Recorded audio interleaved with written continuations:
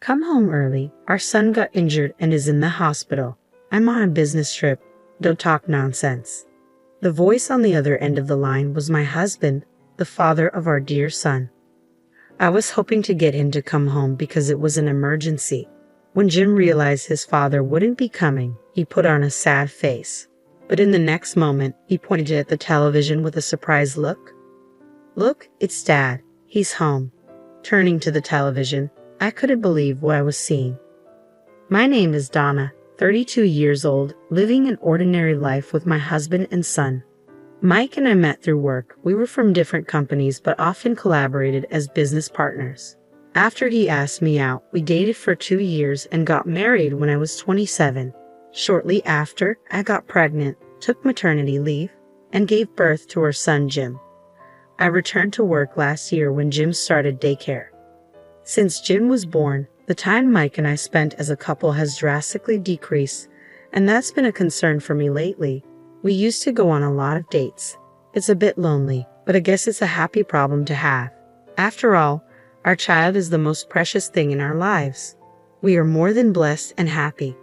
One day, while we were having dinner, Mike started a conversation. "Oh, that's right, Donna. I have a business trip this weekend." "A business trip? On a 3-day weekend?"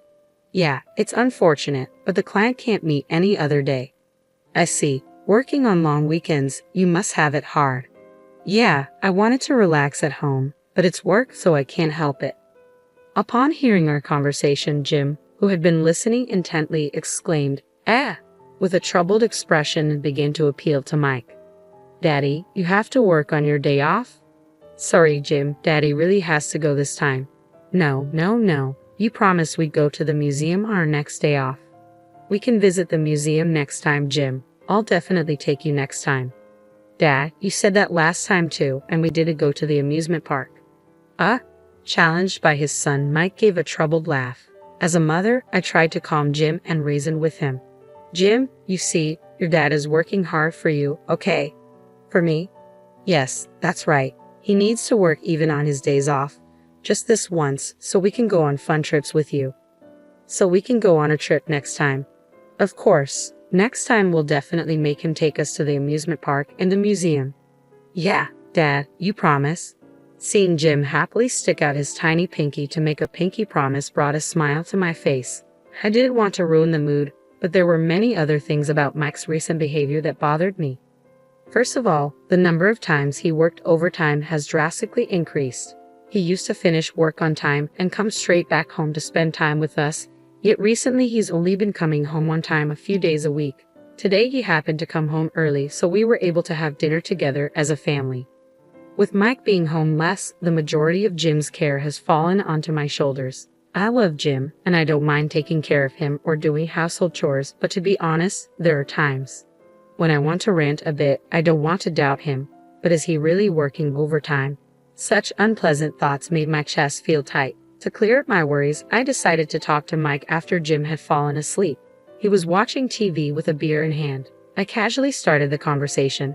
"Hey Mike, there's something I want to ask." At my call, Mike turned to me and said, "What's up?" It might be terrible to doubt my own husband, but nervously, I asked, "You've been working a lot of overtime lately. Is work really getting that busy?"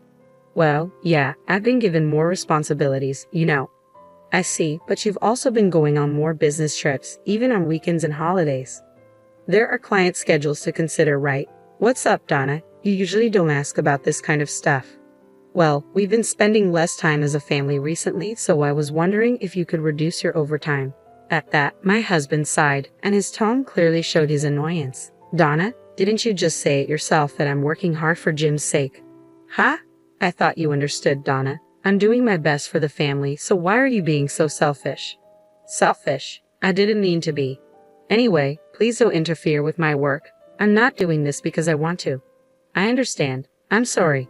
After this conversation, our relationship as a couple took a turn for the worse. In front of Jim, we pretended to be parents who got along well, but when we were alone, our conversations dwindled to a minimum. 2 weeks later, it was the first day of the 3-day weekend, and as planned, my husband left for his business trip. Since our conversation, he had been cold to me, but he acted differently that day. As he put on his shoes at the entrance, he looked apologetic and said, I'm sorry, Donna. I know it's a holiday. It can't be helped. It's work. Yeah, but it feels wrong to leave Jim with you. When I get back, I'll help out. Don't worry about Jim. Thank you. All right, well, I'm heading out now. Okay. Have a safe trip. As my husband left the house with a wide smile, I couldn't shake the feeling that something was amiss. I forced myself to smile back, playing the role of a good wife. The next day, Jim said, I want to go somewhere, so we headed to a nearby shopping mall. We did some shopping and decided to have lunch. Just after leaving the restaurant and heading to the parking lot, a group of elementary school students on bikes crashed into me and Jim at full speed. We both ended up falling to the ground. I twisted my ankle, but my son Jim was having trouble getting up. Jim, are you okay? I rushed over and called out to him. Jim started crying out loud, Mommy, it hurts. Where does it hurt? Can you stand? My foot hurts. I can't stand up. Oh no, it's swelling up terribly. The way he fell must have been bad. His ankle was visibly swollen. From the looks of it, it was probably broken. I gently helped him sit up and rubbed his back. The elementary school kids who bumped into us looked stunned and dazed at the scene. For the time being, I took their parents' numbers and sent them home. I carried my son to the car and rushed to the nearest general hospital. Even while we were waiting for our turn at the hospital, Jim was continuously crying, probably due to the pain. It's okay, Jim. Mommy's here. Even though I said so, Jim had never experienced a major illness or injury before. Even adults suffer badly from a twisted ankle, so it must be even worse for Jim. With sobbing mixed into his continuous crying, all I could do was keep comforting him. An hour later, we were finally called in for a checkup. The X-ray results confirmed that Jim's ankle was indeed broken. However, thanks to the cast, his expression seemed somewhat relieved. Now, what to do next? Mike is on a business trip and my parents live far away, so I can't rely on them. I still have to go to work, but I can't leave my son home alone with a broken ankle. I contacted my workplace and arranged to work from home for a while. For now, I should call Mike. Mike, who answered the phone after a few rings, sounded annoyed as if the call was an interruption and bluntly asked, "What do you want?" Even though I was irritated by Mike's attitude, I explained the situation. We were hit by a bicycle in the parking lot at the shopping mall. Jim broke his ankle. We got it casted, so he seems a bit relieved now. Mike responded. And? What do you mean, and? Don't you have anything else to say? Aren't you worried?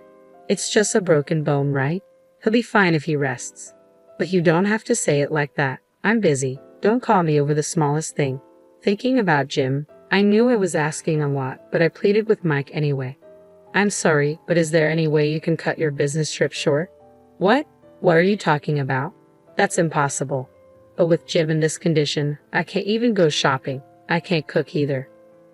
I don't care. Take him with you. He has a fractured ankle. How do you expect me to take him? Come home early because our son got injured and is in the hospital. I'm on a business trip. Don't talk nonsense. He snapped and hung up on me. The tone of the disconnected call echoed in my ears, and a feeling of emptiness overwhelmed me more than anger or sadness. Is your business trip that important? We're having an emergency, and yet he talks to me like that. Now I can't even do my house chores. I decided to ask for help from my mother-in-law, who lives 30 minutes away by car. When I called her, she said, "I'll be right there." In the meantime, I waited with Jim, watching TV. While we waited for my mother-in-law, I told Jim that his dad couldn't come home. Jim, Daddy can't come home because he's busy at work. I want to see Daddy, Jim said. Does Daddy really have to work? Remember what I told you before, Daddy is working hard for us. Suddenly, Jim cut me off, pointed at the TV screen, and said, "Mom, Daddy's not at work." What? What are you talking about? Look, Daddy's right there. What are you saying, Jim? Look, Mom, it's Daddy. Jim's face suddenly lit up with joy. Looking where Jim was pointing, I saw it too. On the screen was undoubtedly Mike, but he wasn't alone. Next to him was a young woman, and they were being interviewed at a tourist spot on live television. This can't be happening. Why is Mike there? Didn't he leave for his business trip just yesterday?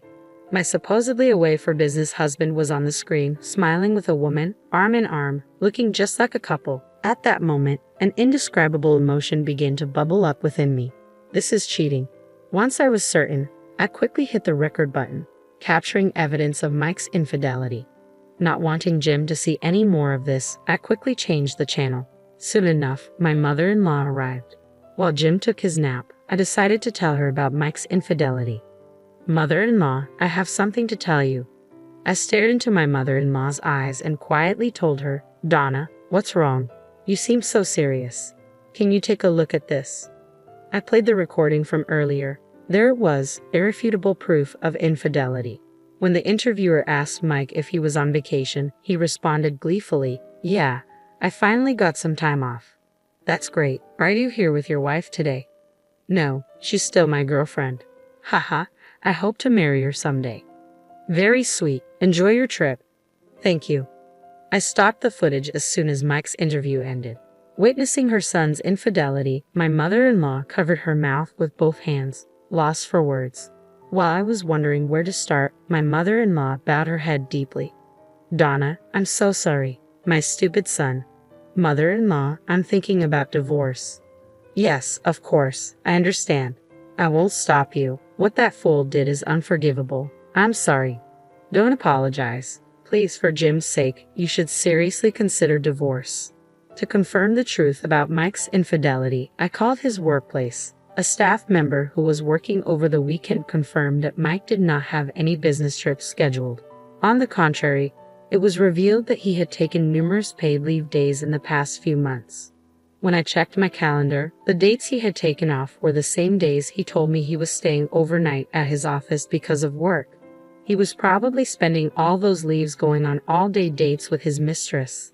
As more and more of Mike's misdeeds came to light, a simmering rage began to rise within me. To tell such an easily discoverable lie and to even go on a trip with his mistress, how much more does he need to make a fool out of me? Once my anger subsided, I quickly decided to come up with a plan to get back at Mike. Even my mother-in-law approved of me filing for divorce, so I'm not holding back. A few days later, before Mike got home, I invited my mother-in-law over to our place and had her wait for him in the room next to our living room. I couldn't let Jim witness this mess, so I left him with his grandfather at my in-laws' place. Unaware of anything, Mike returned home and appeared before me with a big smile on his face.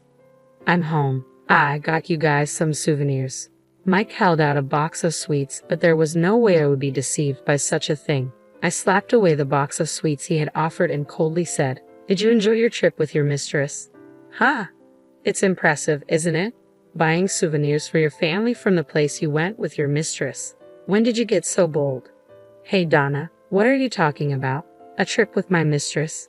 Don't play dumb. I don't know. I have no idea what you're talking about, was all he repeatedly said.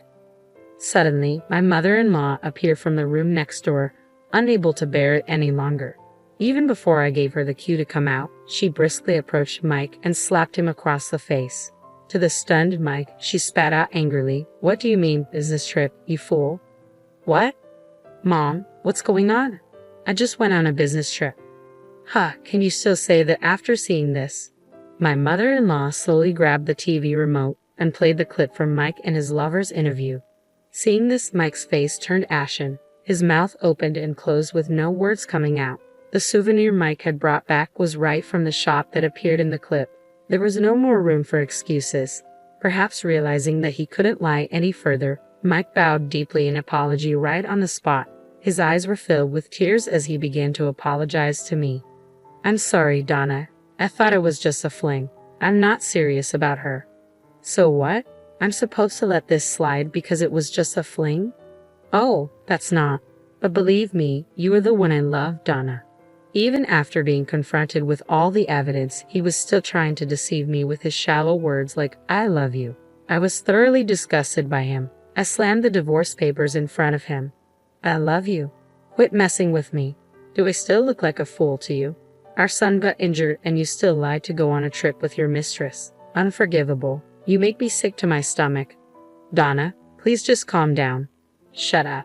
I have no trust in you anymore. I can't continue living with a deadbeat like you. You are nothing but a waste of my time and energy.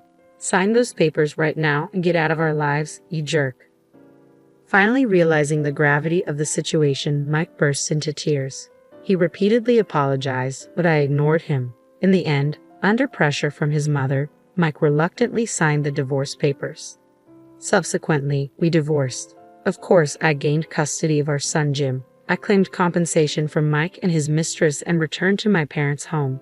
Mike was disowned by his parents, and from what I've heard, he was never allowed to set foot in his parents' home again. Since Mike initiated the affair, when his mistress was asked to pay compensation, she exploded in anger and exposed the relationship to everyone at their workplace. As a result, Mike was demoted to a dead-end department, and the woman, who had been a temporary employee, was let go and dismissed from the company. Mike's salary dropped significantly, and now he seems to be just getting by. He probably won't have the luxury to entertain women in the future. As for me, I am living a peaceful life with Jim at my parents' home. I haven't explained the reason for parting with Jim's father to him yet, but I know that one day I will have to talk about it. Until then, I want to cherish my time with Jim.